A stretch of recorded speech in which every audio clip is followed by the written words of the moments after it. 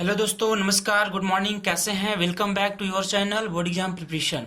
तो दोस्तों, आज हम लोग यहाँ पे बात करने वाले हैं एक क्लास 10 का जो झारखंड बोर्ड का ऑफिशियल साइट पे मॉडल पेपर जारी हो चुका है क्लास 10 के लिए, ठीक है ना। तो आज हम लोग उसको यहाँ पे डिस्कस करने वाले हैं। तो जैसा कि दोस्तों आपको पता है कि अभी जो है मॉडल पेपर जो है एक ही सेट आया हुआ है, तो हम लोग उसी एक सेट को पहले डिस्कस कर लेते हैं। बाकी वहां पे जैसे ही अपडेट आ जाएगा हम लोग एक एक करके सारे मॉडल पेपर को डिस्कस करेंगे, ठीक है दोस्तों। तो ये आपका ऑब्जेक्टिव वाला मॉडल पेपर है, ठीक है ना। जैसा कि आप यहाँ पे देख रहे होंगे, सेट 1 वस्तुनिष्ठ है, यानी कि ऑब्जेक्टिव मॉडल पेपर, ठीक है ना। तो जिसके लिए फुल मार्क्स आपका 40 नंबर का रहेगा, ठीक है। और 40 इसमें सवाल दिए रहेंगे और 1.5 घंटा का समय यानी 90 मिनट का समय दिया रहेगा, ठीक है दोस्तों। यहाँ पे देखिए आपका इंस्ट्रक्शन कुछ दिया गया, इसी प्रकार का सेम टू सेम एकदम पेपर आने वाला है झारखंड बोर्ड का फाइनल एग्जाम में, ठीक है दोस्तों। तो आपको पता भी होगा कि झारखंड बोर्ड का जो है ऑफिशियल डेट भी घोषणा हो चुका है, ठीक है दोस्तों। तो आज हम लोग इसको स्टार्ट करते हैं, ठीक है ना। तो चलिए एक एक करके आप यहाँ पे सवाल देखते चले जाएंगे और हम लोग इसको यहाँ पे डिस्कशन करेंगे। मैं सिर्फ आंसर ही नहीं बताऊंगा, बल्कि एक एक करके यहाँ पे जो है मैं डिस्कशन भी आपको बताऊंगा, ठीक है ना, कि किस प्रकार से आखिर आंसर आएगा। कोई भी आंसर आ रहा है तो कैसे आंसर आ रहा है, ठीक है ना। तो चलिए आप सवाल को एक एक करके आप देखते रहेंगे और एक एक करके हम लोग यहाँ पे हल करते रहेंगे, ठीक है दोस्तों। तो देखिए आप पहला सवाल आप यहाँ पे देख पा रहे होंगे, स्क्रीन में आपके पास है कि 140 को अभाज्य गुणनखंड के रूप में लिखा जा सकता है। ऑप्शन आपके पास दिया हुआ है, ठीक है ना। तो हम लोग यहाँ पे 140 को अभाज्य गुणनखंड करेंगे यहाँ पे, ठीक है। तो अभाज्य गुणनखंड जैसे ही करेंगे तो 2 से लगाएंगे तो 7 बार में, फिर आप 2 से लगाएंगे तो हो जाएगा आपका 35 बार में, ठीक है ना। और उसके बाद आप कितना से लगाएंगे, 5 से लगा देंगे तो 5 से कितना बार में हो गया, 7 बार में। इसके बाद लगेगा ही नहीं तो क्या हो गया, 2 गुना 2 गुना 5 गुना 7, ठीक है ना। 2 गुना 2 गुना 5 गुना 7, तो आपका सही आंसर ये होने वाला है। तो ये आंसर आपको कहां पे दिखाई दे रहा है, बी नंबर में, ठीक है ना। ये आपका आंसर कहां पे दिखाई दे रहा है, बी नंबर पे दिखाई दे रहा है, ठीक है। सॉरी, बी नंबर पे नहीं है आपका, ये आपका हो गया 2 2 5 7, सी नंबर में। तो सही आंसर क्या हो जाएगा, सी हो जाएगा, ठीक है दोस्तों। उसके बाद आप यहाँ पे देखिए, यहाँ पे लिखा है कि एक धनात्मक, जो डिस्कस करने लायक सवाल होगा मैं डिस्कस करूंगा, और जो सवाल डिस्कस करने लायक नहीं होगा, है ना, उसको डायरेक्ट हम लोग आंसर टिक करते चलेंगे। जैसे देखिए, एक धनात्मक 6 प्लस 5 के रूप का है तो यह संख्या कैसा होगा, ठीक है ना। ये धनात्मक संख्या दिया गया, मतलब पॉजिटिव नंबर। यहाँ पे देखिए आपके पास क्या है, विषम संख्या है, यहीं से तय हो जाता है। तो डायरेक्ट आप टिक कर सकते हैं यहाँ पे कि विषम संख्या होगा। अपरिमेय तो कुछ दिख नहीं रहा है, ठीक है ना। यहाँ पे देखिए तीसरा सवाल आप देखिए यहाँ पे कि 5 प्लस 2 रूट 3 किस प्रकार का संख्या। देखिए यहाँ पे रूट में आ गया, रूट जैसे आपको यहाँ पे दिख गया, सीधा सीधा आप कहेंगे अपरिमेय संख्या हो गया, यानी इरेशनल नंबर, ठीक है दोस्तों। अपरिमेय संख्या का मतलब क्या हो गया, इरेशनल नंबर, ठीक है। उसके बाद यहाँ पे देखिए आप क्वेश्चन नंबर 4 है कि 2 धनात्मक पूर्णांक ए तथा बी दिए रहने पर यदि अद्वितीय पूर्ण संख्याएं क्यू तथा आर विद्यमान है तो निम्न में से कौन सा कथन सत्य है। तो हम लोगों ने सीखा हुआ है, यहाँ पे क्या सीखा हुआ है, डायरेक्ट आंसर टिक करेंगे, ए बराबर B into Q plus R. जहां पे ए क्या होता है दोस्तों, भाज्य, है ना, क्या होता था, भाज्य यानी कि डिविडेंड। बी क्या होता था, डिवाइजर यानी कि भाजक। क्यू क्या होता था, भागफल यानी कि कोसेंट। और आर क्या होता था, रिमाइंडर, है ना, यानी कि शेषफल, ठीक है दोस्तों। तो सही आंसर क्या हो जाएगा, ए बराबर बी क्यू प्लस आर हो जाएगा, ठीक है दोस्तों। चलिए हम लोग सवाल नंबर आगे बढ़ते हैं, 5 नंबर पे। किसी बहुपद के शून्यकों का योग तथा गुणनफल 3 और -2 दिया है तो द्विघात बहुपद क्या होगा। देखिए इसको मैं यहाँ पे बना के दिखाऊंगा, द्विघात बहुपद कैसे निकालते हैं। शून्यकों का योग और गुणनफल जब दिया रहता है तो हम लोग कैसे निकालते हैं, ठीक है ना, उसको आप यहाँ पे देखेंगे। तो इसके लिए ना एक आपके पास फॉर्मूला यहाँ पे होता है, x² minus alpha plus beta plus alpha into beta, ठीक है ना। तो यहाँ पे लिखेंगे आप x² माइनस, अब ध्यान से देखिए यहाँ पे शून्यकों का योग कितना दिया, शून्यकों का योग दिया है यहाँ पे, देखिए ध्यान से आपका 3 दिया हुआ है, ठीक है ना। गुणनफल कितना दिया है, -2 दिया है। तो यहाँ पे आप क्या लिखेंगे, योग में क्या लिखेंगे, यहाँ पे योग में लिखेंगे 3 और यहाँ पे क्या लिखेंगे, -2 लिखेंगे, ठीक है ना। यह क्या लिखने वाले हैं, यहाँ पे 3 है, यहाँ पे क्या लिखेंगे, -2 लिखेंगे। यहाँ पे देखिए आपका योग दिया हुआ है, यहाँ पे आपका गुणनफल दिया हुआ है, ठीक है दोस्तों। तो हमारा यहाँ से आंसर यहाँ पे जो आएगा हम लोग टिक कर देंगे। तो हमारा आंसर कितना आया, x² माइनस 3x माइनस 2 आया हुआ है। अब देखिए जरा इसका आंसर कहाँ पे है, इसका आंसर देखिए आपका सी नंबर पे, तो सी हमारा सही नंबर हो गया, सही आंसर हो गया, ठीक है दोस्तों। उसके बाद देखिए हम लोग यहाँ पे क्वेश्चन नंबर आपके पास देखिए 6 आपके पास दिखाई दे रहा होगा कि px के लिए ग्राफ है ना, ग्राफ हमारे पास दिया गया, आकृति दिया गया है, उसमें से शून्य की संख्या में ज्ञात करना है। ठीक है दोस्तों, हमें यहाँ पे शून्य की संख्या ज्ञात करना है। तो शून्य की संख्या कैसे हम लोग निकालते हैं, देखते हैं कि ग्राफ को कितना बार में प्रतिच्छेद कर रहा है। ठीक है ना, हम लोग इन्हें चेक करते हैं कि ग्राफ को कितना बार में प्रतिच्छेद कर रहा है। ठीक है, तो हम लोग यहाँ पे देख लेते हैं ग्राफ को कितना बार प्रतिच्छेद किया जा रहा है। ठीक है, तो आप यहाँ पे देखिए ध्यान से, आपको एक एक चीज समझ में आ जाएगा कि 1 2 3 बार प्रतिच्छेद कर रहा है। देखिए यहाँ पे px बोला है ना, तो x अक्ष को देखिए 1 2 3 बार प्रतिच्छेद कर रहा है। ठीक है, तो आपका आंसर कितना हो जाएगा, d, यानी कि इसका शून्यकों की संख्या कितना हो गया दोस्तों, ये हो गया आपका 3। ठीक है, चलिए हम लोग आगे यहाँ पे बढ़ते हैं। अब देखिए सवाल नंबर यहाँ पे क्या आपके पास, सवाल नंबर 7 में देखिए शून्य आपको ज्ञात करना है। ठीक है ना, सवाल नंबर 7 में आपका शून्य ज्ञात करना है। मैं आपको यहाँ पे ज्ञात करके दिखाऊंगा। पहले सवाल देख लीजिए। अब 4u² प्लस 8u है। ठीक है ना, तो आप यहाँ पे लिखेंगे कितना है, यहाँ पे 4u² प्लस कितना 8u, शून्य ज्ञात करना है तो बराबर शून्य लिख देंगे। यहां से देखिए तो 4u जो है आपका कॉमन हो गया, तो क्या बचेगा, u बचेगा। 4u कॉमन लेंगे तो क्या बचेगा, 2 बचेगा, बराबर कितना हो गया 0। तो 4u बराबर भी 0 होगा, या u प्लस 2 बराबर भी कितना होगा 0 होगा। ठीक है ना, तो यहां से u का मान कितना आ गया 0, और यहां से u का मान कितना आ गया -2 आ गया। मतलब इसका आंसर 0 भी होगा, इसका आंसर -2 भी होगा। ठीक है दोस्तों, अब ध्यान से देख पा रहे हैं 4u² प्लस 8u बराबर कितना हो गया 0। ठीक है ना, तो यहाँ पे 4u कॉमन ले लिया हम लोग, तो खाली u बच गया और यहाँ पे 2 बच गया। ठीक है, अब 4u को 0 को बराबर किए और u प्लस 2 को भी 0 को बराबर कर दिए। ठीक है दोस्तों, तो यहां से u का 2 मान निकल गया, एक मान निकला 0 और दूसरा मान क्या निकला हुआ है, माइनस में 2 निकला हुआ है। ठीक है ना, तो इसका आंसर 0 भी होगा और इसका आंसर -2 भी होगा। मतलब a भी सही होगा और c भी सही होगा। तो हम लोग कहां टिक करेंगे, यहाँ पे a तथा c दोनों। ठीक है दोस्तों, चलिए हम लोग 8 नंबर सवाल यहाँ पढ़ लेते हैं। 8 नंबर सवाल आपके पास क्या है, इस समीकरण का युग्म दिया गया है ना, a1x plus b1y plus c1 बराबर 0 तथा a2x plus b2y plus c2 equal to 0 है ना। और यहाँ पे दिया है कि a1/a2 b1/b2 और c1/c2 तीनों आपस में क्या है, बराबर है। ठीक है दोस्तों, तो तीनों जब आपस में बराबर रहता है ना, तो इसके लिए क्या होता है, इनफाइनाइटली मेनी सॉल्यूशंस, मतलब अनेक हल होगा। ठीक है दोस्तों, ये आपका शर्त याद रहना चाहिए। ठीक है दोस्तों, ये आपका क्या होगा, अनेक हल होगा। जब तीनों अनुपात बराबर होता है, a1/a2 b1/b2 और c1/c2, तो अनुपात क्या होगा आपका, बराबर होगा तीनों, तो आंसर क्या हो जाएगा, अनेक हल हो जाएगा। ठीक है दोस्तों, चलिए हम लोग का 8 सवाल यहाँ पे कंप्लीट हो चुका है।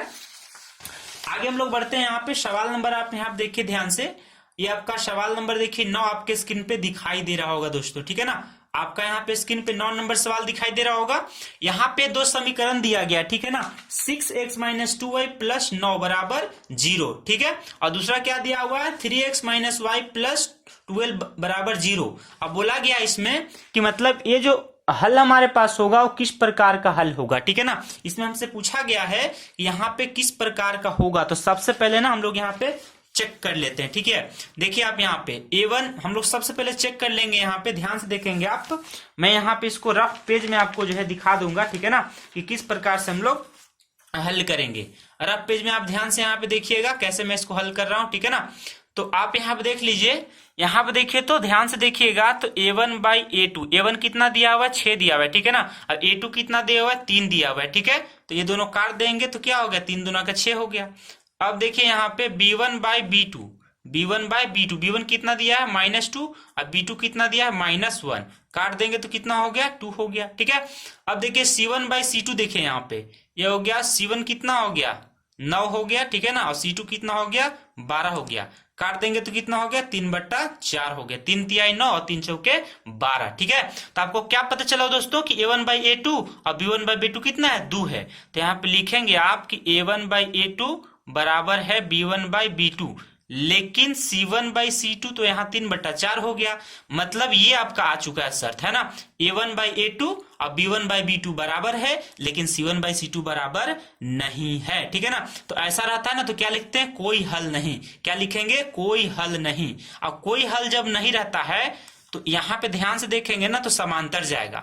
जब कोई हल नहीं होता है तो रेखाएं क्या जाएगा, समांतर जाएगा। समांतर जा रहा है इसका मतलब क्या है कि दोनों आपस में कहीं प्रतिच्छेद नहीं करेगा, और जब प्रतिच्छेद नहीं करेगा तो कोई हल नहीं होगा, और कोई हल नहीं होगा मतलब समांतर जा रहा है। ठीक है दोस्तों, तो यहाँ पे क्या हो गया, समांतर हो गया। ठीक है, मैं आपको और भी बात बता दे रहा हूं कि अगर A1/A2 और B1/B2 आपस में बराबर नहीं होता, ठीक है ना, मैं ये तो आंसर मैंने बता दिया है। अब एक एक्स्ट्रा अलग से बता रहा हूं कि अगर A1/A2 B1/B2 का अनुपात बराबर अगर नहीं होता, ठीक है ना, अगर ये नहीं होता तो रेखाएं प्रतिच्छेदी हो जाती। इस केस में रेखाएं क्या हो जाती, प्रतिच्छेदी हो जाती। ठीक है ना, अभी पिछले क्वेश्चन में मैंने बताया हुआ है कि A1/A2 B1/B2 C1/C2 तीनों अगर बराबर रहता तब हम लोग बोलते ना संपाती बोलते, ग्राफ कैसा होता, संपाती हो जाता। लेकिन हमसे वो पूछा नहीं गया है, हमसे क्या पूछा गया, यहाँ पे ये शर्त पूछा गया। ठीक है ना, तो इस शर्त के लिए क्या होता है, कोई हल नहीं, और कोई हल नहीं मतलब क्या होगा, रेखा यहाँ पे क्या होगा, समांतर होगा। ठीक है दोस्तों, अब देखिए, आप ध्यान से आप देखिए, आपको मैं यहाँ पे 10 नंबर क्वेश्चन जो है डायरेक्टली मैं यहाँ पे बता दे रहा हूँ कैसे आपको बिना हल किए आप यहाँ पे देख सकते हैं। डायरेक्ट आंसर से आप टिक कर लीजिए। यहाँ पे ए ऑप्शन को चेक कर लीजिए, x का मान 4 y का मान 3, x का मान 4 y का मान 3 रखेंगे तो 7 आ जाएगा। 7 6 के बराबर हो ही नहीं सकता, पहला ऑप्शन खत्म। ठीक है, दूसरा चेक कर दीजिए। यहाँ पे आप यहाँ पे देख लीजिए, दोनों समीकरण में चेक करना होगा, पहले ही में गलत हो गया तो दूसरा चेक करने की कोई जरूरत नहीं है। ठीक है दोस्तों, चलिए हम लोग बात करते हैं यहाँ पे बी ऑप्शन का। x का मान 5 रखेंगे, y का मान 1 रखेंगे, 6 बराबर 6, ठीक हो गया। यहाँ पे दूसरा हम चेक कर लेते हैं, x का मान 5 y का मान कितना 1, तो 5 - 1 कितना हो गया, 5 - 1 4 हो गया। 4 2 के बराबर नहीं होता, मतलब ये भी ऑप्शन खत्म हो गया। ठीक है ना, ये दोनों ऑप्शन आपका क्या हो गया, खत्म हो गया। ठीक है, यहाँ पे चेक कर ले तीसरा ऑप्शन, दोनों समीकरण में चेक करना है। ठीक है दोस्तों, तो यहाँ पे करेंगे चेक, x का मान कितना है यहाँ पे 2, y का मान कितना है 4, 6 हो गया, पहला सही है। दूसरा हम चेक करेंगे, x का मान कितना 2, y का मान कितना 4, 2 - 4 -2 2 आपस में बराबर नहीं होता, मतलब ये आपका खत्म हो गया। ठीक है दोस्तों, डी नंबर में चेक कीजिए, दोनों समीकरण में चेक करना होगा आपको। ठीक है, दोनों में इसको संतुष्ट होना चाहिए। तो x का मान 4 y का मान 2, x का मान 4 y का मान 2, 6 आ गया, 6 बराबर 6, बिल्कुल सही है। दूसरा में चेक कर लीजिए, x का मान कितना 4 y का मान कितना 2, तो 4 - 2 2 बराबर 2, हाँ बिल्कुल सही हो गया। तो ऑप्शन डी आपका सही हो गया। ठीक है दोस्तों, आप बिना किसी विधि का उपयोग किए डायरेक्ट इसका आंसर टिक कर सकते हैं। ठीक है दोस्तों, तो मैं आपको दोनों तरीका बता दूंगा, जब सब्जेक्टिव का हम लोग एनालिसिस करेंगे तो उसका भी मैं तरीका बताऊंगा। अब बाकी आपको पता है कि ऑफलाइन क्लासेस में मैंने जो है एकदम बढ़िया तरीका से आपको प्रैक्टिस कराया हुआ है, सारे सवाल आपको सही आने वाले। ठीक है दोस्तों, और यहाँ पे मैं पेपर भी जो है ऑनलाइन टाइम निकाल के इसको डिस्कस कर ही दे रहा हूँ। ठीक है दोस्तों, चलिए हम लोग 11 नंबर सवाल बढ़ते हैं यहाँ पे कि निम्नलिखित में से कौन द्विघात समीकरण है। ठीक है दोस्तों, हमें चेक करना है कि कौन इसमें से द्विघात समीकरण होगा। ठीक है, तो द्विघात समीकरण चेक करने के लिए मैं तो आपको रफ पेपर में सिखाऊंगा कि कैसे आपको चेक करना है। ठीक है ना, द्विघात समीकरण को आपको कैसे चेक करना है मैं आपको यहाँ पे रफ पेज में भी आपको सिखाने वाला हूं। ठीक है दोस्तों, तो आप देख लीजिए, पहला आपके पास सवाल क्या है, x माइनस, देखिए ध्यान से आप देखिए, x इंटू एक्स माइनस क्या है 3 दिया हुआ है, और यहाँ पे क्या दिया x² - 7, इसको आप हल कर लीजिए।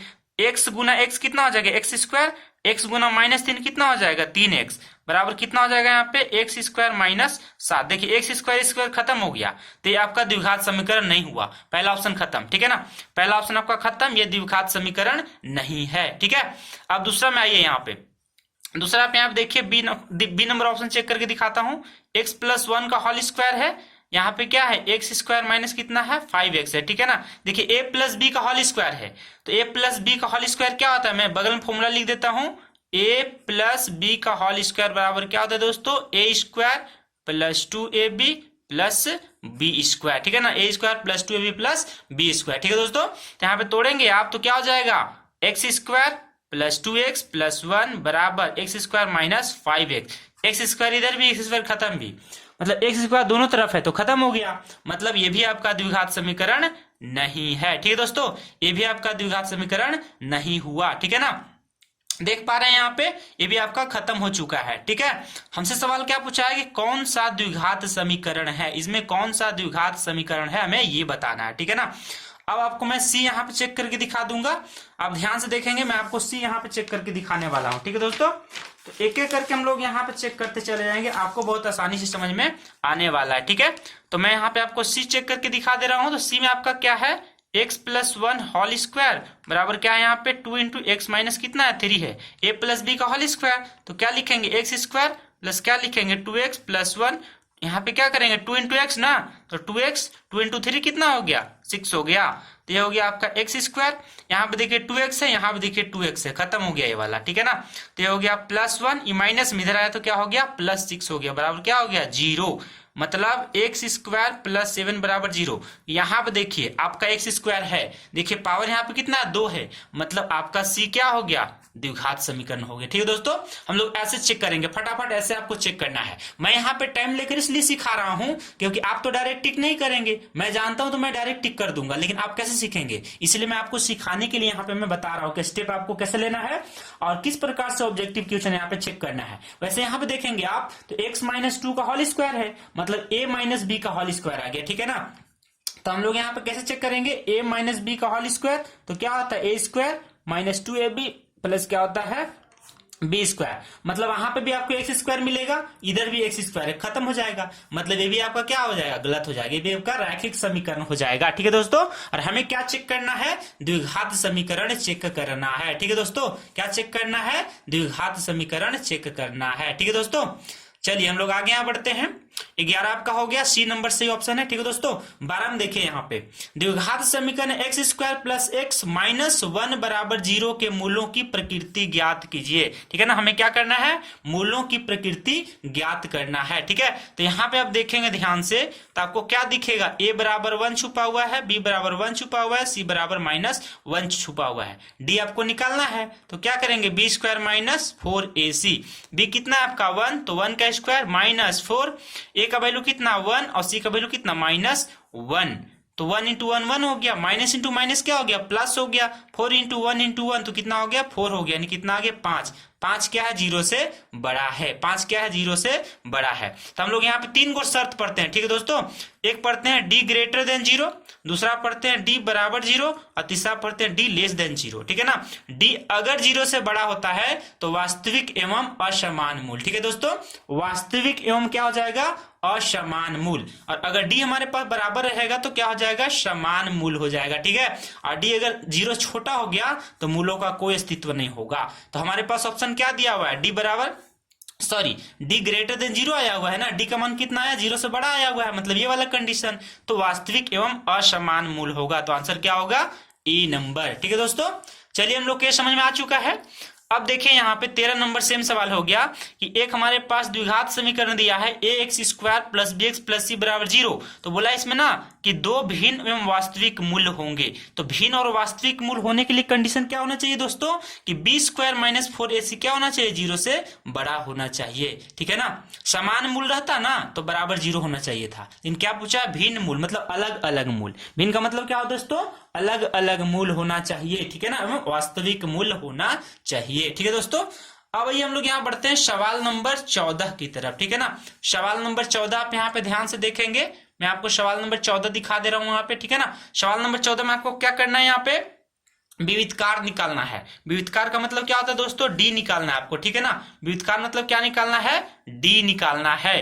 तो मैंने क्या बताया था d बराबर क्या होता है बी स्क्वायर माइनस 4ac होता है। ठीक है दोस्तों, और यहां से देखेंगे आप समीकरण में, तो देखिए आप यहाँ पे a का मान आपके पास क्या दिख रहा है, a का मान देखिए यहाँ पे 1, b का मान कितना -1, ठीक है ना, और c का मान कितना 3 दिख रहा है। तो b स्क्वायर कितना करेंगे -1 का स्क्वायर -4, और a का मान कितना दिख रहा है 1 और c का मान 3, तो यहाँ पे क्या करेंगे 1, यहाँ पे क्या करेंगे 3 करेंगे। ठीक है दोस्तों, तो 1 का स्क्वायर यहाँ पे 1 हो गया, -1 इंटू -1 हो गया, अब माइनस यहाँ पे होगा 4 तिहाई 12, तो माइनस कितना आ गया 11। देखिए आपका ये जो निगेटिव में आ गया मतलब 0 से कम हो गया। ठीक है ना, 0 से कितना आ गया कम आ गया।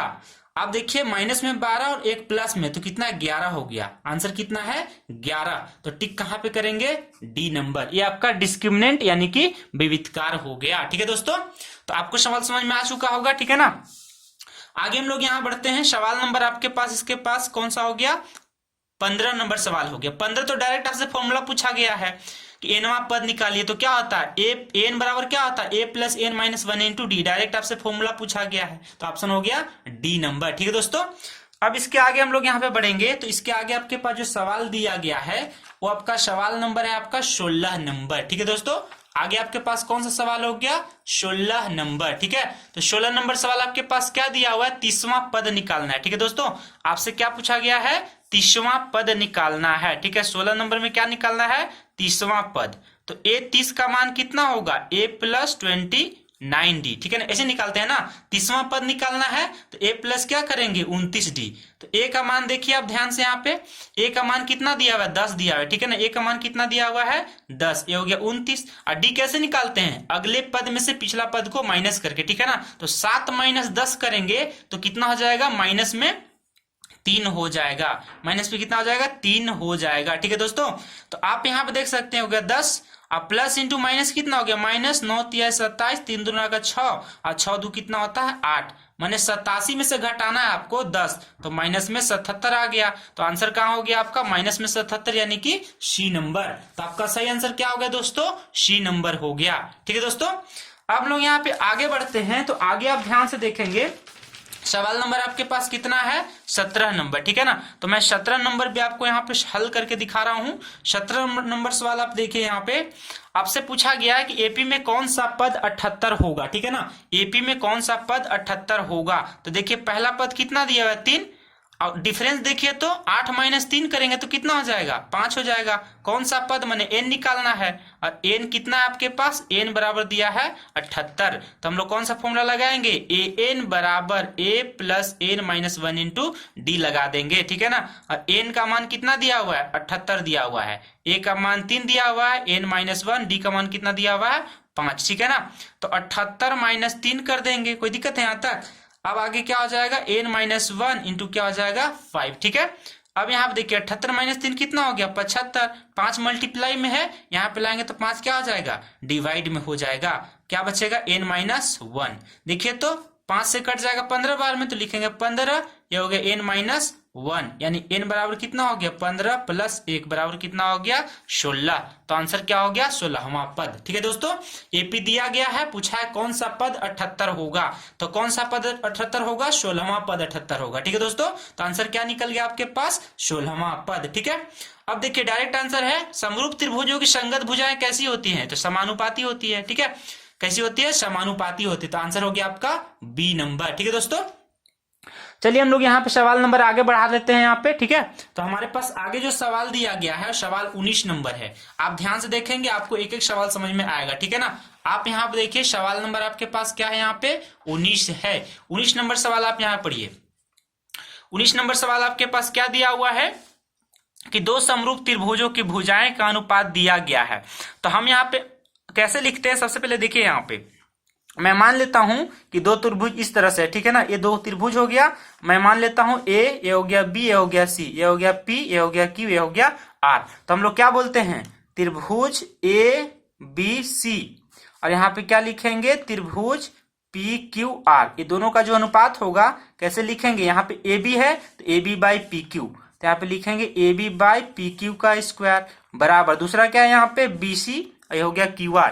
तो यहाँ पे क्या लिखेंगे आप, बी सी, यहाँ पे क्या लिखेंगे, क्यू आर। ठीक है, तो B C by Q R का स्क्वायर। ठीक है दोस्तों, उसके बाद क्या लिखेंगे, ए सी बाई क्या हो गया, पी आर। ठीक है ना, तो यहाँ पे क्या लिखेंगे, ए सी, इसके बाद क्या लिखेंगे, P R, A C by P R का स्क्वायर। ठीक है दोस्तों, तो यहाँ पे क्या ये हम लोग का फॉर्मूला होता है समरूप त्रिभुजों के लिए। यहाँ बोला है कि 4/9 के अनुपात में है ना, त्रिभुज की जो भुजाएं है कितना है, 4/9 के अनुपात में है। तो यहाँ पे क्या लिखेंगे आप, यहाँ पे लिखेंगे 4/9, क्या लिखेंगे, 4/9 का स्क्वायर, इन्हें लिखने वाले हैं।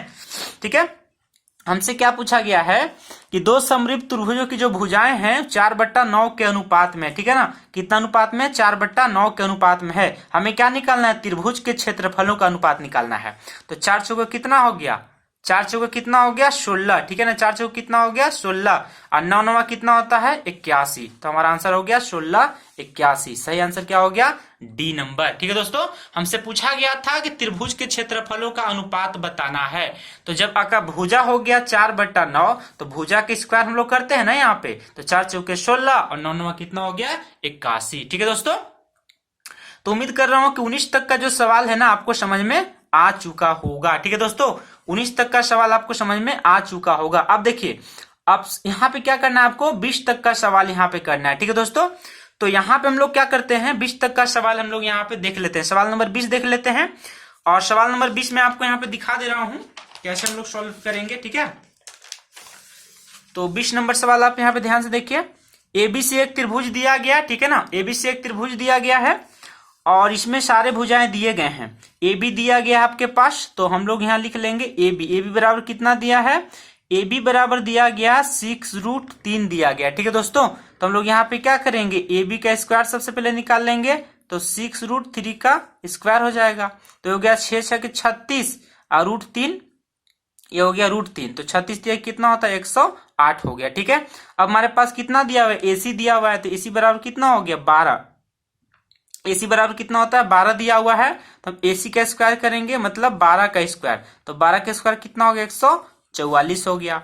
अब देखिए आपके पास बीसी कितना दिया हुआ है 6 दिया हुआ है, ठीक है ना, बीसी कितना दिया है 6 दिया हुआ है, तो बीसी का स्क्वायर करेंगे तो क्या हो जाएगा 6 का स्क्वायर, तो 6 का स्क्वायर कितना होता है 36, ठीक है ना, 6 का स्क्वायर कितना हो गया 36। अब यहाँ पे आप ध्यान से देखिए तो आपको यहाँ पे क्या समझ में आएगा कि देखिए ये दोनों को जोड़े रहे हैं ना, तो तीसरे के बराबर आ रहा है, मतलब एसी का स्क्वायर बराबर ए बी का स्क्वायर प्लस क्या हो गया बीसी का स्क्वायर। तो एसी का स्क्वायर कितना है 144 आया है, ए बी का स्क्वायर 108 आया हुआ है, बीसी का स्क्वायर कितना आया हुआ है 36 आया हुआ है, दोनों जोड़ेंगे तो कितना हो गया 144 आ गया, मतलब एलएचएस और आरएचएस क्या हो गया बराबर, ठीक है ना।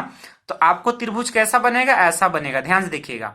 ये हो गया आपका एसी का स्क्वायर यहाँ पे हो गया, ये आपका ए बी हो गया, यहाँ पे ये आपका बीसी हो गया, मतलब आपका ये पाइथागोरस थ्योरम से क्या देखेंगे आप कि बी 90 डिग्री हो गया, तो बी कितना हो गया 90 डिग्री हो गया, ठीक है दोस्तों। बी का आंसर कितना हो गया हमारे पास 90 डिग्री हो गया। बात समझ में आ गया दोस्तों, ठीक है ना, आपका बी क्या हो गया 90 डिग्री हो गया, ठीक है। तो 20 तक हम लोग आंसर यहाँ पे सोल्व कर चुके हैं, ठीक है दोस्तों। तो हम लोग यहाँ पे मैं जैसे आपको बताता हूँ कि वीडियो को मैं 2 पार्ट में रखूंगा, ठीक है दोस्तों। बहुत लंबा जो वीडियो 1 घंटा का हो जाएगा ना, तो कई बार क्या होता है स्टूडेंट्स को बोरिंग भी लगने लगता है कई दफा, है ना।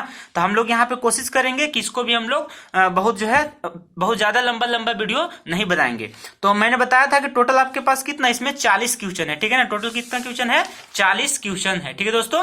तो हम लोग यहाँ पे आज 20 क्वेश्चन यहाँ पे इस लेक्चर में कंप्लीट किए हुए हैं, इसको मैं 2 पार्ट में करूंगा 20-20 करके, ठीक है दोस्तों। तो पार्ट 1 हो गया वीडियो का, अब पार्ट 2 दोनों एक ही साथ अपलोड होगा, ठीक है दोस्तों। दोनों वीडियो का पार्ट एक ही साथ अपलोड होगा, तो आपको यहाँ पे 2 पार्ट में वीडियो को देखने को मिलेगा, ठीक है दोस्तों।